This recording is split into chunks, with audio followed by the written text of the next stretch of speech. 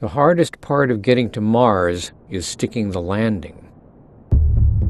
On the 26th of November, 2018, NASA's InSight spacecraft will plunge into the thin Martian atmosphere at over 14,000 miles an hour. An alien fireball over the red plains.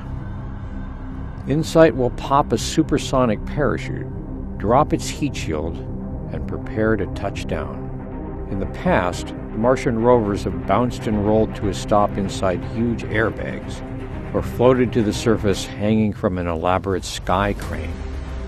But InSight will touch down on rockets, just the way God intended, in the words of the mission's lead scientist. If all goes well, and it arrives in one piece, the lander will unfurl its solar panels and get to work. InSight won't send back any dramatic images. Its mission is to look down into the geological heart of the planet. A seismometer will listen for vibrations and rumbles, marsquakes, and meteorite impacts.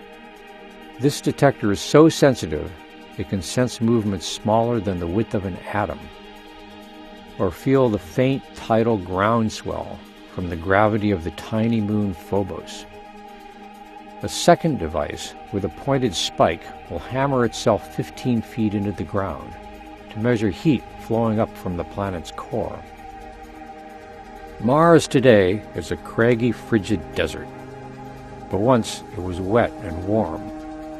What InSight learns could give us hints about the structure of other rocky planets: scarred Mercury, clouded Venus, and our own dynamic Earth, which is too large and too active to have kept the traces of its early formation.